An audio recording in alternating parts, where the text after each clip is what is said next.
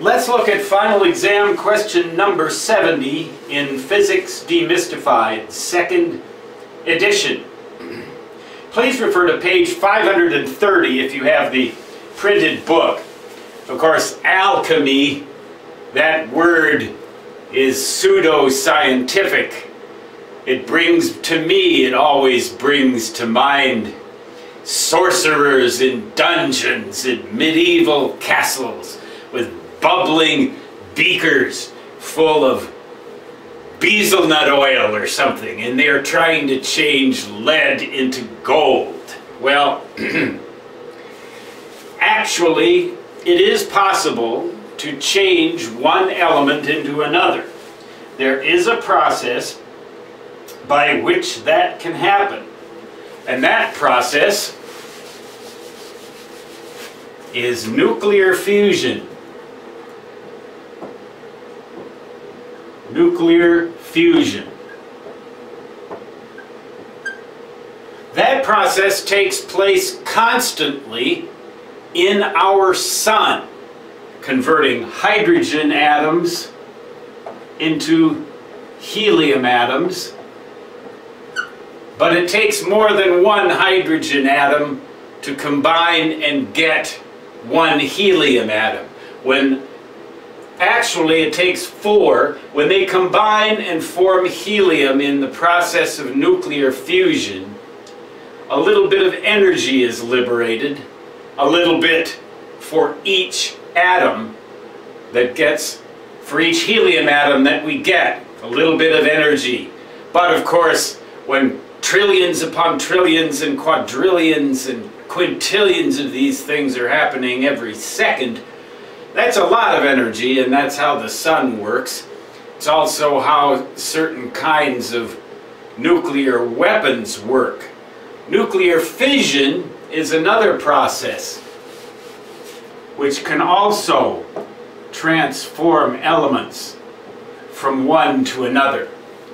A good example is uranium being transformed into other elements in a nuclear fission power plant.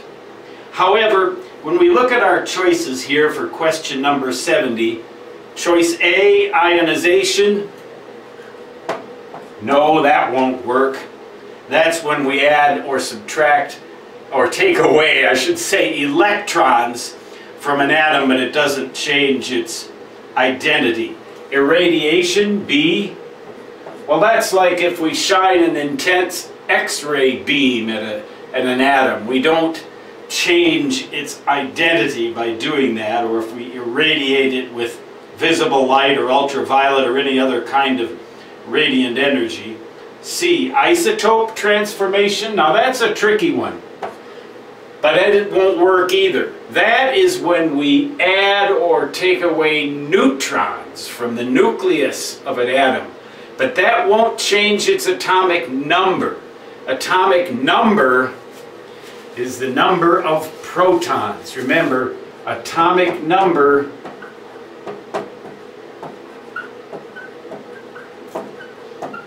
is the number of protons in the nucleus.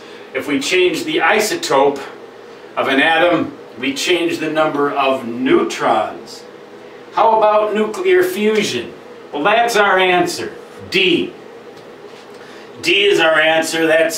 We already went through that. That takes place in the sun and also in certain types of high yield weapons, and it also hopefully someday will take place in nuclear power plants.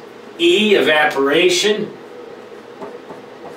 Well, that won't work. That's just like, for example, dry ice evaporating into carbon dioxide gas, or regular water boiling off into steam. That will not change the identity of an element or its atomic number. So the correct answer once again to this question is D, nuclear fusion.